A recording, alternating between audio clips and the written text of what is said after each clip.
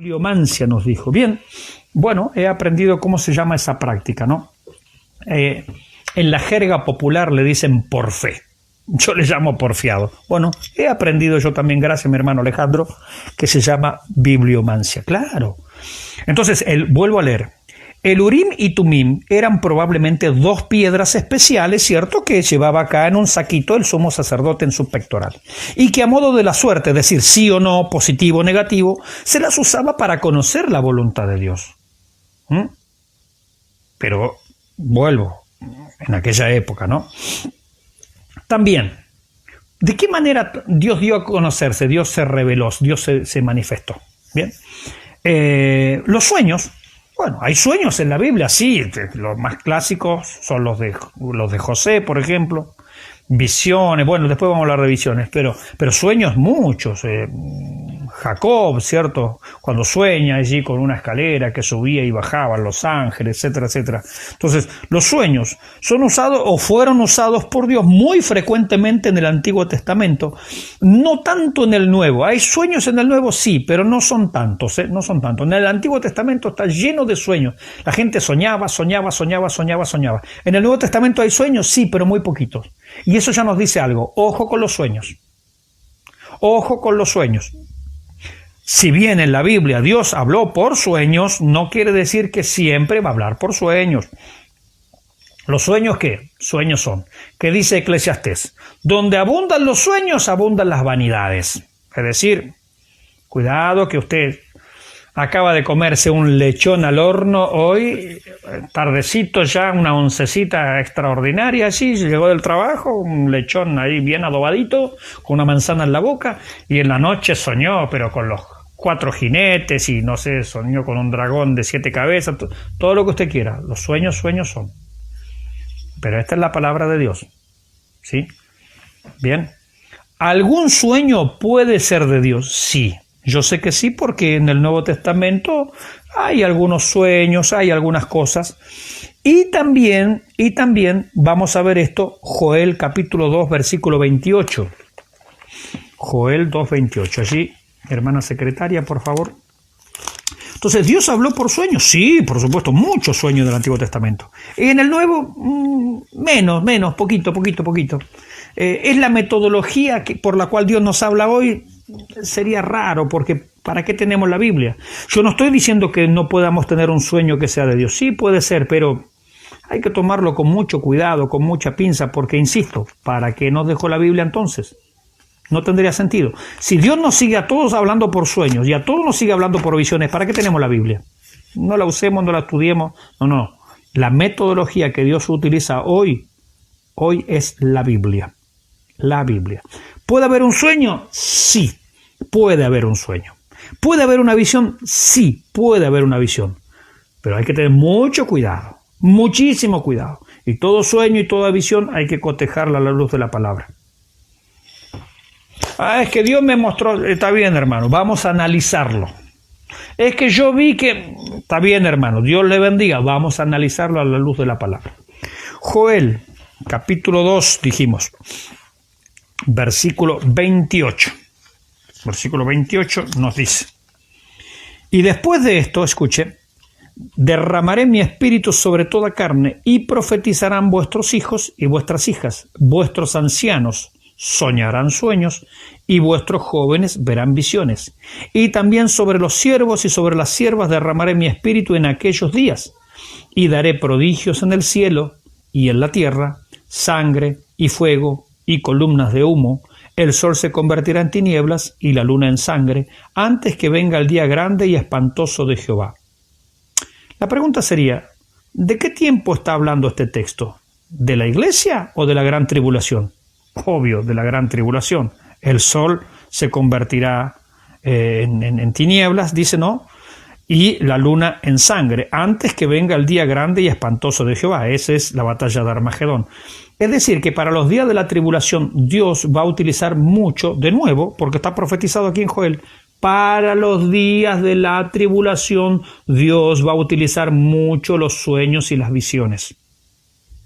Joel capítulo 2, versículo 28 al 31 hemos leído porque el contexto es justamente ese, es los días de la tribulación y sobre todo con la nación de Israel.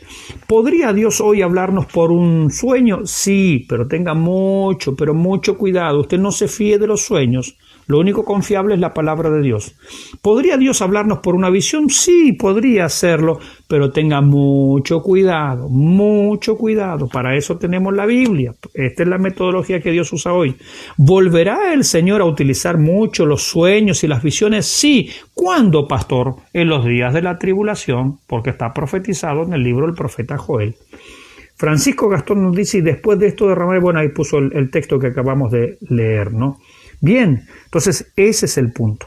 A ver, hermanos, entiéndame usted, entiéndame por favor. Yo no estoy diciendo que Dios no le puede mostrar a nadie nada. Lo puede hacer sí, pero no es lo frecuente. No, porque si no, insisto, cerremos la Biblia y esperemos que Dios le revele a fulano de tal o a aquel otro lo que tenemos que hacer. No, ¿y para qué está la Biblia? ¿Cuál es el sentido? ¿Cuál sería el objeto de tener este libro? ¿Para qué lo querríamos? No habría necesidad. O sea, ¿para qué lo estudio? ¿Para qué lo leo? ¿Para qué indago? Como dijo el Señor, escudriñad las Escrituras, porque ellas son las que dan testimonio de mí, en ellas tenéis vida eterna. ¿Se dan cuenta? Entonces, toda la Escritura es inspirada por Dios, la Escritura es inspirada por Dios y útil para enseñar, para redarguir, para corregir, para instruir en justicia, a fin de que el hombre de Dios sea perfecto, es decir, completo, maduro, completamente equipado para toda buena obra. Esto es lo que hace la palabra de Dios. Entonces, acá está la revelación de Dios. Y acá está la metodología que Dios utiliza en este tiempo. Estamos viendo cosas que Dios utilizó en otro tiempo, pero que no son las aplicables a hoy en día. No es la metodología que Dios usa hoy, porque para eso nos dejó su palabra. Y estamos citando la Biblia, ¿sí? Bien. Si hay preguntas, usted me las pone ahí, por favor, ¿sí? Bien. Bien. Entonces los sueños fueron usados por Dios muy frecuentemente en el Antiguo Testamento, no tanto en el Nuevo, pero lo utilizará nuevamente en los tiempos finales, en los tiempos futuros. Después tenemos las visiones, las visiones. En la visión parece ser más importante lo que se oye, mientras que en los sueños lo que se ve. Por ejemplo, Juan tiene muchas visiones en Apocalipsis. Apocalipsis es un libro de muchas visiones o cuadros, donde se escucha. Aparentemente las visiones se recibían estando activos, es decir, despierto. Estoy despierto, pero sobreviene un éxtasis y yo veo un cuadro, algo que Dios me está mostrando y escucho voces y escucho cosas. Eso se trata de la visión, pero uno está despierto. En cambio, en el sueño, obviamente, uno está dormido. Bueno, un pasaje clásico, hay muchas visiones, ¿cierto? Pero el de Isaías en el capítulo 6. Dice que Isaías tuvo una visión, él no estaba en el templo. No. Él como profeta no podía estar en el templo. Para estar dentro del templo, él tendría que haber sido sacerdote. Isaías no era sacerdote. Lo que Isaías tuvo es una visión. En esa visión, él estaba en visión, estaba en el templo. Él no podía estar en el templo físicamente. Le era impedido. Sí, la misma ley lo impedía. Bien, entonces en una visión él estaba activo, estaba sirviendo al Señor en alguna cosa, de alguna manera estaría orando, no sé qué estaría haciendo. El asunto es que el Señor le muestra un cuadro. Ese cuadro es el templo y él se halla en visión dentro del templo y en esta visión él ve al Señor sentado sobre un trono alto y sublime, ¿cierto? Bueno, los serafines que él ve allí, bueno, y todo lo que usted ya conoce de Isaías capítulo 6. Pero él estaba despierto, pero en ese estar despierto le viene como un éxtasis, ¿cierto? Es quedarse así como paralizado, ¿cierto? Y ver todo un cuadro, todo un mundo que se aparece delante de nuestros ojos. Eso es una visión. Eso es una visión. Bien. Después tenemos otro tema interesante, las teofanías. De esto hablamos algo en la materia anterior, en la materia angelología. Porque ¿qué es una teofanía? Bueno, una teofanía, ya lo dijimos en la materia anterior, es una aparición o es una manifestación o una materialización de Jesucristo antes de la encarnación. Es decir, Jesucristo siempre estuvo activo, Él es Dios. Él es creador del cielo y de la tierra, del mar y todo lo que en ellos hay. Él siempre estuvo activo. Él, la segunda persona de la Trinidad, en un determinado momento, llegado el cumplimiento del tiempo, Dios envió a su Hijo, es decir, la segunda persona se anonadó, permítanme decirlo así entre comillas, se comprimió de tal manera que entró en una célula en el vientre de María, ¿sí? Siendo Dios. Ahora, en todo ese transcurso hasta llegar a María, ¿él que nunca había estado activo? Sí, él descendía a la tierra, se aparecía, se manifestaba, se materializaba. ¿Y dónde lo vemos? El ángel de Jehová. Eso es una teofanía. Recuerde, lo dijimos en la materia anterior, teo, Dios, fanía es manifestación. Entonces, una teofanía, el ángel de Jehová es una teofanía, algunos lo llaman cristofanía, es lo mismo, no cambia el sentido. Una teofanía es una manifestación de la segunda persona de la Trinidad, ¿cierto? Antes de que llegara el momento que se encarnara allí en el vientre de María, antes que asumiera la forma, el cuerpo humano, quiero decir, ¿sí? Antes que asumiera el cuerpo humano. Pero él se manifestaba, él se daba allí a conocer. Entonces, las teofanías. Antes de la encarnación hay varias apariciones del ángel de Jehová, según se interpreta, la segunda persona de la Trinidad, el cual comunicaba un mensaje de Dios. Bueno, esto lo vimos en la materia anterior, ¿cierto? Bien, Natalia Fuentes nos pone allí el ángel de Jehová. Exactamente. Amén, el ángel de Jehová. Bien, por eso dice el Salmo 34, el ángel de Jehová, es decir, el Señor Jesucristo, acampa alrededor de los que le temen y los defiende. Dijimos que un ángel no es omnipresente, puede estar en un solo lugar a la vez. ¿Cómo puede ser que el ángel de Jehová esté alrededor de cada creyente? Porque el ángel de Jehová es Dios. Porque el ángel de Jehová es el Señor Jesucristo. El ángel de Jehová acampa alrededor de cada uno. ¿Cómo puede estar conmigo, con Natalia, con Noemí, con qué sé yo, con Josué, no sé cuántos hermanos hay por ahí? ¿Cómo puede estar con todos a la vez? Porque Él es Dios. Por eso el ángel de Jehová acampa alrededor de los que le temen y los defiende. Un ángel común y corriente no podría hacer eso. No puede, porque ellos pueden estar en un solo lugar a la vez. Ya lo dijimos en la materia anterior. Entonces Dios se manifestó, Dios habló a través de las teofanías, a través de estas apariciones de Jesucristo antes de la encarnación. También los ángeles, ¿cómo Dios se ha manifestado? Bueno, la Biblia nos narra de ángeles, lo vimos en la materia anterior, bueno, enviados por Dios en todo tiempo, ¿cierto? No vamos a repasar ahora toda la doctrina de los ángeles que la acabamos de terminar, ¿no? Pero vimos bastante acerca de ello, ¿no? En Apocalipsis 19:1 un ángel les habla a las aves, por ejemplo, ¿no? Bien, bueno, nos cuidan, nos protegen, son enviados, nos ayudan, trasladan nuestras almas al paraíso, etc. Bueno, todo lo que vimos acerca de los ángeles, Dios habló mucho a través de los ángeles. Ahora, ¿habla en este tiempo a través de los ángeles? La respuesta es no. Habla a través de la Biblia. Por eso el ángel que le habló a José Smith, el ángel Moroni, que en primer lugar, don José, el ángel Moroni no existe acá, no está en la Biblia. No vemos su nombre. Entonces el ángel Moroni que le habló a José Smith, el fundador de los mormones, era un ángel, sí, pero un ángel caído, obviamente, doctrina de demonio. Entonces, nada de eso es confiable. Los ángeles no traen nuevas revelaciones. No, pero que a mí me apareció un ángel y me dijo y yo... No, hermano, otra vez, ¿para qué tenemos la Biblia? ¿Para qué tenemos la palabra del Señor? Eso es lo que, como dice la misma Escritura, hacéis bien en estar atentos a la palabra profética más segura. Esta es la palabra profética más segura. Hacéis bien en estar atentos. Esto es lo que nos dice la Biblia. Bueno, entonces estemos atentos nosotros a la palabra del Señor, ¿no? Son las 21:45 aquí en la República Argentina, ciudad de Bahía Blanca. Aquí estamos con nuestros hermanos de este grupo, ¿no? De Yepi Lirken, este grupo de Facebook, compartiendo la palabra del Señor. Recuerde que esta clase después la convertimos en audio, ¿cierto? Y la podemos enviar a través del WhatsApp para que corra. Y después, con la ayuda del Señor, la vamos a estar también subiendo al canal IEPI Producciones, canal 316 IEPI Producciones. Allí vamos a tener, con la ayuda del Señor, toda la serie. Ya estamos subiendo la materia anterior, materia angelología. Ya está la primera clase, parte 1 y parte 2, ya está disponible en YouTube. Y así vamos a seguir subiendo toda la materia, ¿cierto? Y cuando terminemos de subir esa, bueno, comenzaremos a subir esta también para los hermanos que no están en estos grupos. Bien.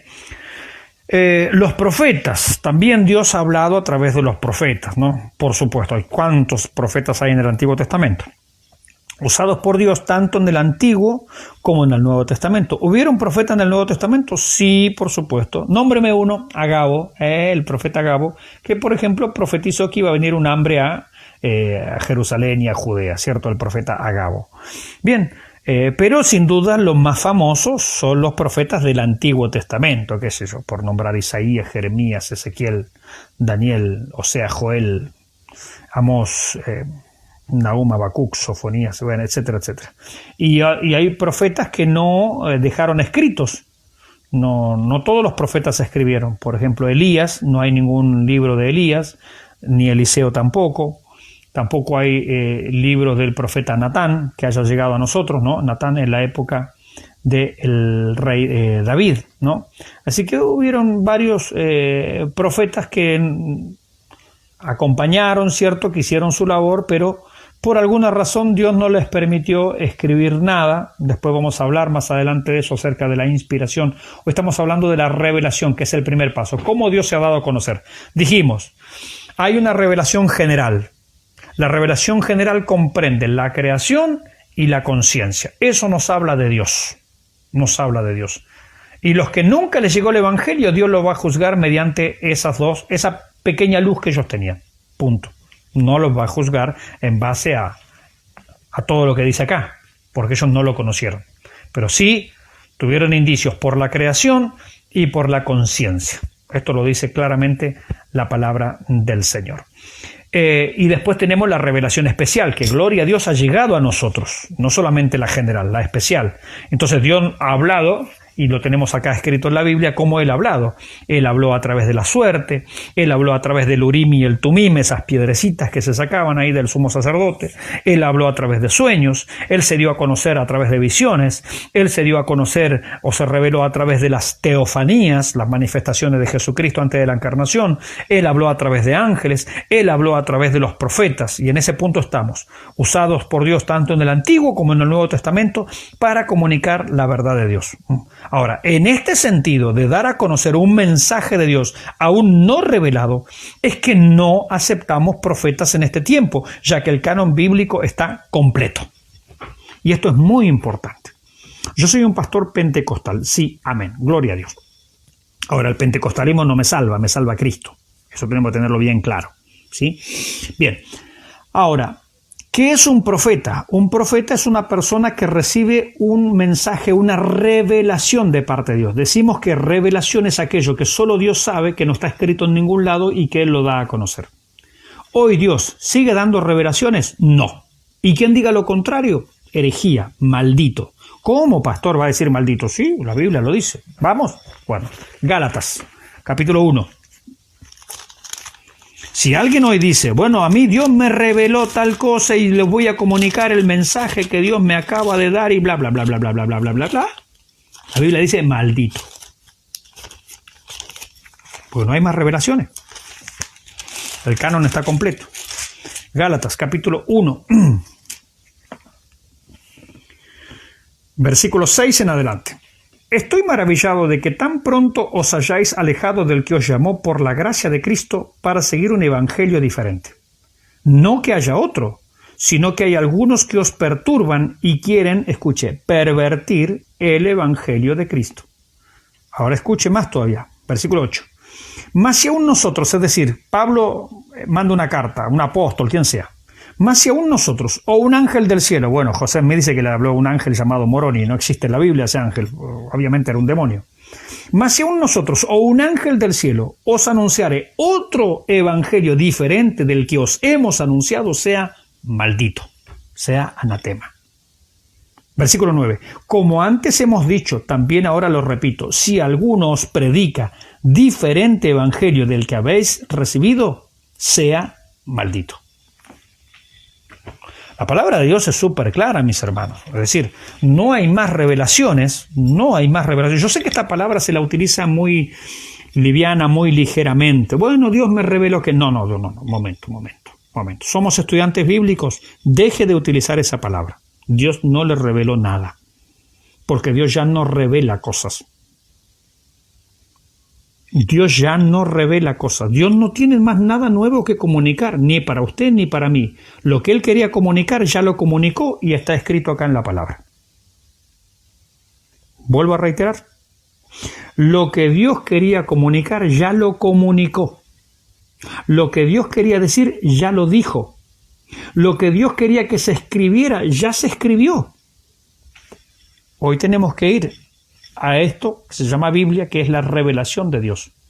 Allí está toda la revelación de Dios. Dios no va a comunicar otra cosa que... No, pero bueno, es que fulano de tal, una persona, tuvo un sueño y Dios la llevó al infierno y después la llevó al cielo y después esto y que el otro...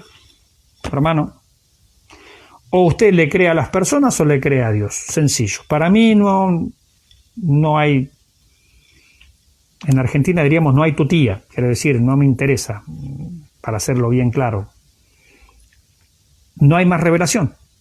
¿Por qué? Porque no hay nada. ¿Qué otra cosa quiere comunicarme Dios que no esté aquí? ¿Qué otra cosa? Si Él lo quisiera hacer, bueno, aquí estaría escrito.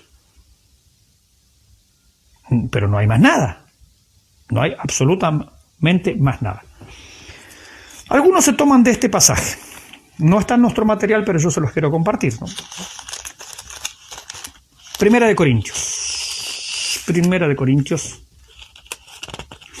Alejandro Montesino nos dice, hay que diferenciar el don de profecía y los profetas. Amén, yo creo en el don de profecía, pero no en profetas. Ahora lo vamos a diferenciar. Gracias, mi hermano Alejandro, por recordármelo. Yo creo en el don de profecías, pero el don de profecía no es ser profeta. No, es la gran diferencia. Amén. Así que ahora vamos a ir a eso. Pero algunos se toman de este pasaje, por ejemplo, para seguir añadiendo nuevas revelaciones. Primera de Corintios capítulo 2. Versículo 9. Antes bien, como está escrito, cosas que ojo no vio, ni oído oyó, ni han subido en corazón de hombre, son las que Dios ha preparado para los que le aman. Entonces algunos se toman de esta palabra para decir, ven, no, Dios sigue revelando, si acá la Biblia dice, cosas que ojo no vio, es decir, usted no lo vio, usted no lo leyó, o no está en la Biblia, ni han subido en el corazón de hombre, usted no se lo ha imaginado, son las que Dios ha preparado para los que le aman. ¿Ve? Dios tiene más cosas, Pastor Mauricio, ¿qué está diciendo usted? Usted está negando lo que dice la Biblia. Y si leemos el versículo que sigue, versículo 10, esas cosas que ojo no vio, ni oído oyó, ni han subido en corazón de hombre que Dios ha preparado para los que le aman, Dios ya las reveló tiempo pasado. Ay, Señor amado, ¿por qué? Ve, eso pasa por basar toda la teología en los pancitos nomás. Entonces leen ese versículo. ¿Y qué decía el anterior? ¿Y qué decía el que sigue? No tengo ni idea. Ah, pero mira lo que Dios dice. Dios tiene para ti cosas que ojo no vio, ni oído yo, ni han subido en corazón de hombre. Dios las tiene preparadas para ti. Así que recibe una nueva revelación, recibe una unción fresca, una palabra fresca, dicen algunos, cuando la Biblia les sabe añeja. Ay, Dios mío, cuánto problema. Versículo 10, Pablo dice, Dios las tenía guardadas para los que le aman, sí, pero ya las reveló. Pero Dios nos las reveló a nosotros, es decir, los apóstoles, por el Espíritu, porque el Espíritu todo lo escudriña aún lo profundo de Dios. Es decir, las cosas que Dios había guardado, las cosas que Dios no había dicho, las cosas que todavía nadie había escuchado, Dios ya las reveló. ¿A quiénes? A los apóstoles, y los apóstoles las pusieron por escrito. Dios ya las reveló, tiempo pasado. Era futuro. En el texto ese que está tomado del Antiguo Testamento, que ahí lo cita Pablo, ahí era futuro. Pero cuando llegamos a la época de Pablo, cuando llegamos a la época de los apóstoles, Dios ya las reveló, no hay nada más que agregarle. Si Dios estuviera revelando cosas hoy en día, bueno, entonces le proponemos a los que dicen, Dios me reveló tal cosa, bueno, escríbalo que Dios le reveló, Y lo pega usted en su Biblia atrás, al fondo, después de Apocalipsis, y le pone ahí Primera de Pancho. Ahí está, y usted escribe ahí todo lo que Dios le ha revelado. Eso sí, que esté en la suya sola, a mí la verdad, no, con todo respeto, no me interesa. Claro, Dios ya la reveló. No hay nuevas revelaciones. Yo insisto, sé que la palabra revelación se utiliza en un sentido muy vago, muy general, pero bueno, acá estamos en un estudio bíblico. Dios no revela más nada. No, hermanos, porque Dios me reveló en esta mañana. No, Dios no le reveló nada. Dios no reveló nada. Todo lo que Dios quería revelar está acá. Último pasaje de esto.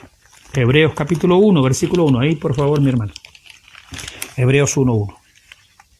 No hay más revelaciones.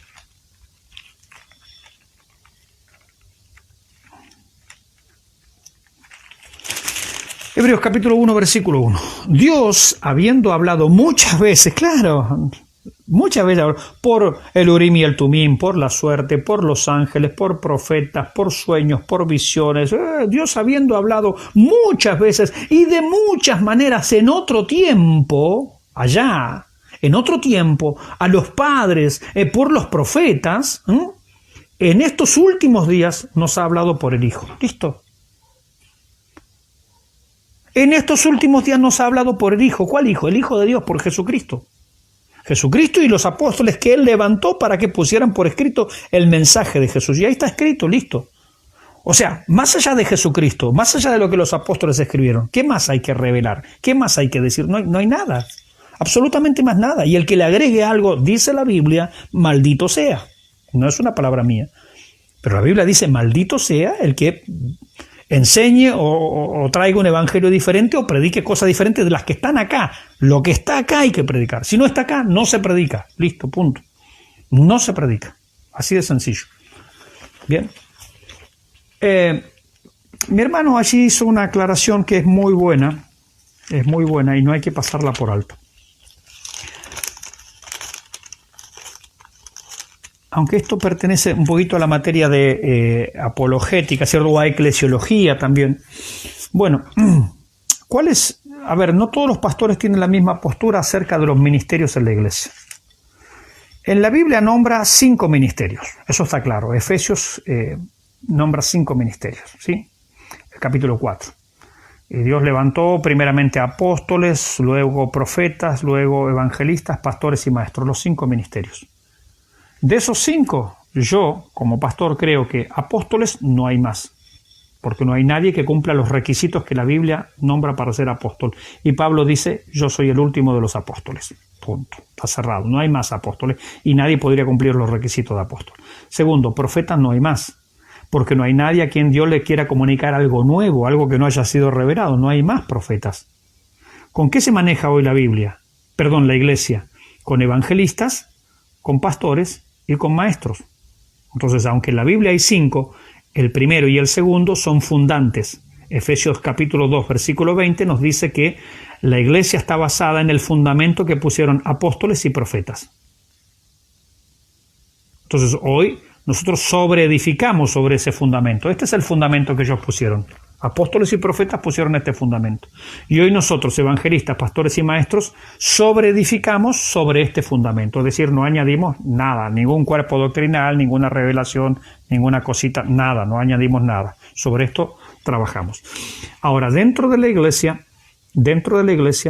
Dios a algunas personas, o a distintas personas, ¿cierto?, les va dando distintos dones, distintas capacidades. Uno de esos dones es el don de profecía. ¿Sí? Y en el capítulo 14, pero no es lo mismo que profeta. El profeta es aquel que recibe una revelación de parte de Dios. Esa revelación no está escrita en ningún lado, no la sabe nadie, y él lo dice, y si él lo escribe es Biblia, es palabra de Dios. No, ya no hay más nadie de eso, porque ya todo lo que Dios tenía que decir ya lo dijo. Lo que hoy tenemos en la iglesia es don de profecía, que no es lo mismo. El que tiene el don de profecía no es un profeta. Y está mal llamarlo profeta. Y está mal llamarla profetisa. Está mal. No está bien. No es lo correcto. Aunque esto, bueno, insisto, pertenece a la materia eclesiología, esto más bien. El don de profecía tiene que ver con esto. 1 Corintios capítulo 14 dice, versículo 3. Pero el que profetiza, el que tiene el don de profecía dentro de la iglesia, que este don existe, pero el que profetiza habla a los hombres para edificación, exhortación y consolación. No puede traer doctrina nueva. ¿Se da cuenta? Hay una gran diferencia. El profeta traía una doctrina, una revelación de parte de Dios. Y él lo escribía y eso era Biblia. El don de profecía no puede hacer eso. Edificación, exhortación, consolación, no trae revelación, no trae doctrina. No. ¿Se da cuenta? Hay que leerlo nada más. 49 conectados, gloria a Dios. Edificación, exhortación, consolación. Es la triple función del don de profecía dentro de la iglesia. Hay una manifestación de la iglesia, hay un hermano que tiene el don de profecía, sí, no hay ningún problema. Pero no es un profeta, no es una profetisa, no. Es un hermano, es una hermana que tiene el don de profecía. Y lo que va a hablar, si es que el Señor quiere hacerla hablar, y si no, pasarán varios cultos y estará ahí sentado en el banco, no hay ningún problema. Porque por algo tenemos la palabra profética más segura. Si el Señor hoy, mañana, pasado, dentro de un mes, dentro de 5 meses, ¿cuál es el problema? Si tenemos la Biblia, tenemos la profeta mayor. Dice, no, pero hoy el culto estuvo frío porque no hubo una manifestación. ¿Y esto qué es? ¿Qué es esto? No me hagan poner loco, no me hagan poner loco. Ustedes saben que se me sale la cadena enseguida y voy pedaleando así cuesta abajo y se me sale la cadena y queda el desparramo de mono. Esta es la profeta mayor. Esa es una frase evangélica que para algunos no significa nada, es un verso, es un dicho nada más, pero no tiene ningún peso, ningún sentido para ellos. Esta es la palabra profética más segura a la cual hacéis bien en estar atento. A mí no me importa si en una reunión no hay ninguna manifestación. Si yo tengo la mayor de las manifestaciones, Dios ha hablado a través de su palabra. En estos postreros tiempos ha hablado a través del Hijo, a quien constituyó heredero de todo y por quien asimismo hizo el universo. Y esta es la palabra que Él me ha dejado. ¿Qué más necesito? Pastor, pero hace 6 meses que en nuestros cultos nadie se levanta a dar una profecía. ¿Y cuál es el problema? ¿Cuál es el problema? Que lo haga el Señor cuando Él quiera. Y si lo quiere hacer recién el año que viene, que lo haga el año que viene. ¿Cuál es el problema? Si yo tengo la Biblia, es la palabra profética más segura. Esta es superior a cualquiera. Esta no erra, no falla. Y el que se levanta, el que tiene el don de profecía, que existe el don de profecía, solamente para edificación, exhortación o consolación. No me salga de ahí porque es pecado. La Biblia lo dice. No me salga de ahí porque es pecado. Segundo.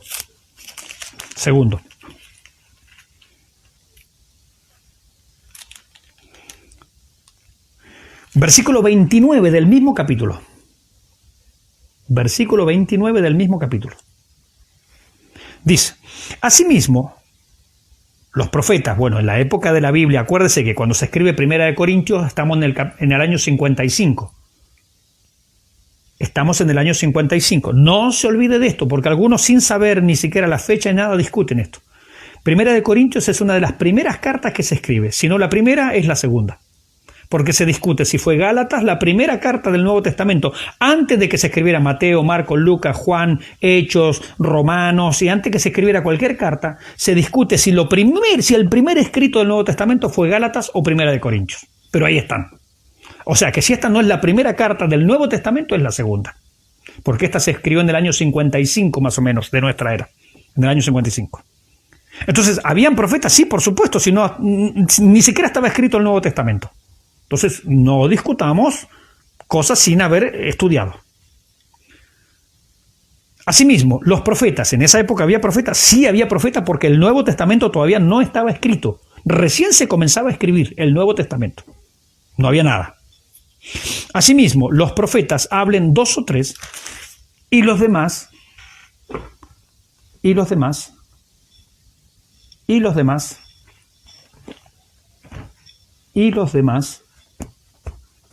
juzguen.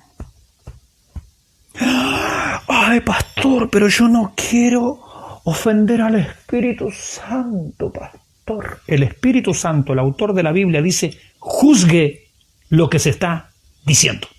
Ay, pastor, pero a mí me enseñaron que eso era blasfemar contra el Espíritu. Y yo no quiero cometer la blasfemia contra el Espíritu, pastor. el Espíritu Santo mandó a escribir que usted debe juzgar lo que se dice en la iglesia. No me hagan poner loco. No me hagan poner loco porque a mí todo esto me pone loco. ¿Es el Espíritu Santo el autor de la Biblia, sí o no? Sí. ¿Estamos de acuerdo? Sí. El Espíritu Santo mandó a escribir que cuando hay alguna profecía en la iglesia, los demás juzguen. No dice los demás critiquen, dice juzguen. ¿Y cómo voy a juzgar? A la luz de la palabra, pues mi hermano. Por eso usted y yo necesitamos conocer la Biblia. Lo que se está diciendo es conforme a la verdad, es conforme a la doctrina, es conforme a las enseñanzas de las Sagradas Escrituras. ¿O se está diciendo que es pescado? Los demás juzguen. Y yo no estoy negando que pueda haber alguna manifestación de el don de profecía en la iglesia. Sí lo puede haber. Sí, claro que lo puede haber. No confunda esto con un negacionismo. Algunas personas, como les gusta escuchar lo que ellos quieren oír, tienen comezón de oír, pero no. Pero en realidad no están escuchando. Con razón la Biblia nos llama a que el que tiene oídos para oír, oiga. Dicen, es que el pastor Mauricio no cree en las manifestaciones del Espíritu. Falso. Falso. Pastor Mauricio cree en las manifestaciones del Espíritu, pero las manifestaciones del Espíritu, la Biblia me manda a juzgarlas, a analizarlas. Yo quiero analizar qué doctrina están enseñando. Quiero escuchar lo que se está diciendo. Yo he escuchado cada tontería disfrazada de profecía. ¿Y habrá algunas cosas que son realmente de parte del Señor? Sí. Pero tengo que juzgarlas a la luz de la palabra. Amén. A ver qué comentarios hay acá, porque bueno, yo sé que este tema va a dar, y bueno, pero ya estoy acostumbrado a que me digan que yo no creo en el Espíritu Santo, ni que creo, bueno, esos pobres hermanitos que escuchan lo que ellos quieren oír, tampoco me voy a detener yo en ello. Acá estábamos. Alejandro nos dice: hay que diferenciar el don de profecía y los profetas. Amén, mi hermano. Creo que lo hemos diferenciado, no mi hermano Alejandro, si no me corrige usted, si no ha quedado claro. Bien, seguimos allí. Amén, mi Salvador. A ver, Francisco nos dice: estas cosas os he hablado en alegorías. La hora viene cuando ya no os hablaré por alegorías, sino que claramente os anunciaré acerca del Padre. ¿Qué podemos decir sobre esto? ¿Será que tenemos que diferenciar todas las palabras claves, simbólicas y literales? No, mis hermanos, mi hermano Gastón, porque el Señor primero dijo clarito que muchas veces Él, y era el propósito, estaba profetizado que Él iba a hablar en alegorías, ¿cierto? Porque engrosa los oídos de este pueblo, oyen pesadamente y no creen y no se convierten y no son sanados. Bueno, palabras del profeta Isaías que se cumplen en Jesucristo. Ahora, las palabras que él dijo están claramente expresadas y claramente señaladas en los escritos apostólicos. Entonces, no nos quedemos con esas palabras que dijo Cristo en ese momento, porque después vino Pablo, escribió 13 cartas. Vino Pedro y escribió ¿cuántas? Escribió 2 cartas.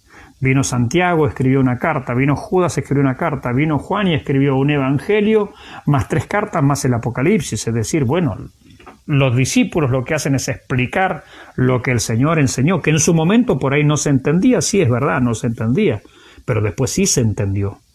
Sí se dijo claramente. Así que, ¿qué podemos decir sobre esto? ¿Será que tenemos que descifrar todas las palabras claves, simbólicas y literales? Se dice y se entiende que las cartas apostólicas justamente van explicando todo lo que dijo Cristo, así como los profetas explicaron todo lo que dijo Moisés. Es decir, los profetas no trajeron nuevas enseñanzas, básicamente explican la ley, porque no hay nuevas leyes en los profetas, no hay nuevas leyes. En los profetas hay una explicación, el sentido y el objeto y el espíritu de la ley que Dios le dio a Moisés. Así como los apóstoles hacen una explicación, el espíritu y el propósito de lo que nuestro Señor Jesucristo enseñó. Tenemos básicamente el mismo cuadro. Así es que no se trata por ahí. Que hay cosas simbólicas, sí, por supuesto, hay cosas simbólicas, pero normalmente, mire, esto es un principio hermenéutico. En la materia hermenéutica, si Dios quiere, lo vamos a ver. La Biblia explica la Biblia. Por ejemplo, en Apocalipsis no sabemos qué significan las estrellas. Bueno, aparece ahí un pasaje que nos dice qué significa la estrella. No sabemos qué significa el mar, y más adelante nos dice el mar es muchedumbre de gente. Entonces, la Biblia va explicando la Biblia. Es cuestión de seguirla leyendo. La Biblia es una revelación progresiva, va de menos a más. Cuando Jesucristo estaba hablando, todavía faltaban 23 cartas, 22 cartas. O sea que todavía había mucho por escribir y por decir. Así que tenemos que simplemente seguir leyendo y entender que la Biblia es una unidad. Tenemos todos, gracias Señor, amén, amén, amén, amén. Y Noemí nos dice, para mí la profecía, se me fue. Para mí la profecía es la palabra. Sí, es la palabra profética más segura. Alejandro nos dice recordar que la profecía igual redarguye, ejemplo a Natán al recordar el pecado de David, pero eso es Antiguo Testamento. Sí, bueno, pero exhortación es eso. Básicamente es eso.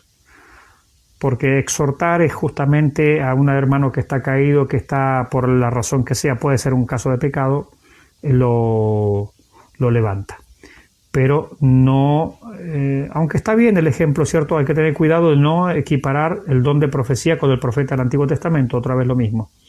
Francisco Gastón nos dice, por tanto os digo, todo pecado y blasfemia será perdonado a los hombres, más la blasfemia contra el Espíritu Santo, donde será perdonada, Mateo 12:13. Ese es el temor del cristiano a juzgar. Bueno, pero es un temor infundado, porque la blasfemia contra el Espíritu Santo la vamos a ver en la materia en neumatología, doctrina del Espíritu Santo, y allí vamos a ver que ningún creyente puede cometer la blasfemia contra el Espíritu Santo.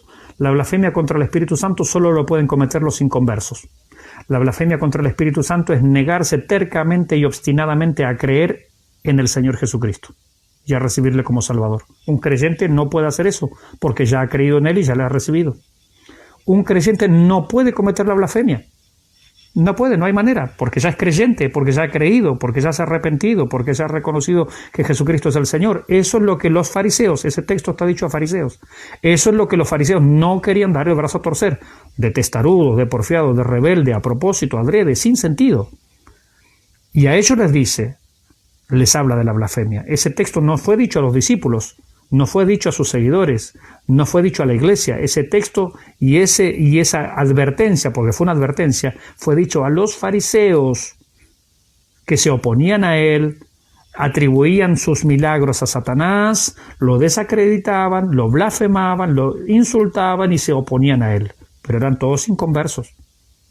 Está claro que eran inconversos. La blasfemia contra el Espíritu Santo solo la puede cometer un inconverso, alguien que se niega testaruda, ridículamente, absurdamente, obstinadamente a creer que Jesucristo es el Señor. Un creyente no puede hacer eso porque ya ha aceptado. Es decir, no hay manera, no hay forma, no hay modo de que un creyente pueda blasfemar contra el Espíritu Santo. No se puede hacer eso. Un creyente no, nunca. Si ya creyó. Por eso, cuando uno estudia un texto, tiene que estudiarlo en su contexto, nada de sacar pancitos, a ver qué me quiere decir Dios hoy. No, seamos serios. Si vamos a estudiar la Biblia, la vamos a estudiar con la mayor seriedad posible. Así que yo entiendo, por eso, entendiendo estas cosas que pasan, yo a veces voy haciendo algunos comentarios, ¿cierto? Por eso sacamos a colación estas cosas. Porque yo sé que es el temor de algunos hermanos, ¿no? Pero es que dudar de la manifestación de la iglesia, yo puedo estar cometiendo la blasfemia contra el Espíritu. No, hermano, mentira del diablo es eso. Eso es una mentira del diablo. Eso es para que usted se trague camellos enteros, como le dijo el Señor a los fariseos. Coláis el mosquito, pero tragáis el camello. Eso es tragar camellos, hermano. No. La Biblia me dice, juzguen. Analícenlo, sean críticos, con la Biblia en mano, por supuesto, a eso se refiere, ¿cierto? Es decir, ¿cómo voy a juzgar yo una manifestación en la iglesia? Con la Biblia en mano, no puedo hacerlo de otra manera. Bien, seguimos adelante. Bueno, ¿en qué estábamos acá? Los profetas, ¿no? Miren todo lo que hablamos acerca de los profetas y todas estas cosas, ¿no? Dios habló y se reveló y se manifestó a través de los profetas. Nos queda ya poquito tiempo, ya estamos por terminar. usados por Dios tanto en el Antiguo como en el Nuevo Testamento, para comunicar la verdad de Dios. Entonces, en este sentido de dar a conocer un mensaje de Dios aún no revelado, es que no aceptamos, no hay más profetas. No hay más profetas. Dios no tiene más nada que revelar, nada que comunicar. Insisto, yo sé que algunos hermanos sin intención o sin mala intención utilizan la palabra revelar. No, la palabra revelar debe estar reservada al uso que le da la Biblia. Dios le reveló a Moisés los 10 mandamientos. Eso es revelación. Él los escribe, es Biblia, es palabra de Dios. Dios le reveló a Pablo, por ejemplo, el tema del rapto. Él lo escribió, es Biblia. Si Dios, yo digo, me reveló algo a mí, lo escribo, es Biblia. No hay más revelación. No hay nada, absolutamente nada. Apareció mi hermana Angelito Pilar, a ver qué dice. Punto aparte, pastor del estudio. Quisiera ver la posibilidad de hablarle internamente sobre una tarea que tengo de hermenéutica. Mire la hermana Angelito, mírela usted nomás, sin vergüenza. Ah, sí, cuando guste, mi hermana, no hay problema. Bueno, si se saca un 7, allá en Chile es 7, ¿cierto? Bueno, me da, aunque sea un punto para mí, me regala. Bien. Jesucristo. Jesucristo y la Biblia nos queda. Jesucristo, bueno, Él explicó al Padre, por eso decimos, Él explicó al Padre, no hay mayor revelación que Jesucristo, 50 conectados, gloria a Dios. Él explicó al Padre, Juan 1:14. Revelando la naturaleza de Dios, Juan 14:9, revelando el poder de Dios, Juan 3:2, revelando la sabiduría de Dios, Juan 7:46, revelando la gloria de Dios, Juan 1:14, la vida de Dios, primera de Juan 1, versículos 1 al 3, y el amor de Dios, Romanos 5 al 8. Es decir, más revelación que Jesucristo no hay. Por eso Hebreos 1:1 nos dice, Dios habiendo hablado muchas veces, está hablando del pasado, a nuestros padres, es decir, a nuestros antepasados, por los profetas, pero en estos posteriores tiempos nos ha hablado por el Hijo. No hay más, después del Hijo no hay más nada. Es decir, el Hijo y los apóstoles que escribieron del Hijo. Aparte, los apóstoles fueron nombrados por el propio Jesucristo. Jesucristo no escribió ningún libro, pero sus apóstoles sí, por supuesto, ¿no? Angelita no dice, estoy en clase, pastor. No hay problema, mi hermana Angelita. Está en clase y nos está escuchando a nosotros. ¿Qué va a entender de esa clase? Pobre. Bueno, Él lo hizo mediante sus hechos. Juan capítulo 2, versículos 11, y mediante sus palabras. Mateo 16, 17. Bien. Y por último, estamos terminando. Rosa nos dice, buenas noches, pastor. ¿Dónde puedo conseguir sus estudios? Dios lo bendiga. Gusto escucharlo. Mi pastor Luis Emilio, él tiene el material. Usted lo puede pedírselo a él se lo hace impreso y le queda así todo bonito, así anilladito, todo, ¿sí? Después este mismo material que hemos hablado ahora lo llevamos a audio y lo compartimos por WhatsApp. Así es que, bien, usted puede conseguirlo. Pero hable con mi pastor Luis Emilio y él le va a facilitar el material. Y por último, y terminamos el día de hoy, la Biblia. La Biblia es la forma escrita en la que Dios se ha revelado. ¿Escuchó eso? La Biblia es la forma escrita en la que Dios se ha revelado. Y en ella se hallan registradas todas las formas anteriores y aún la vida y obra de nuestro Señor Jesucristo y la de sus apóstoles y profetas. Así es que en la Biblia tenemos toda la revelación de Dios. No hay más revelación que la Biblia. Toda la obra de Jesucristo, todas sus palabras, su ministerio, sus apóstoles, sus profetas y todo lo que él hizo está registrado acá en la Biblia. Por eso no hay más.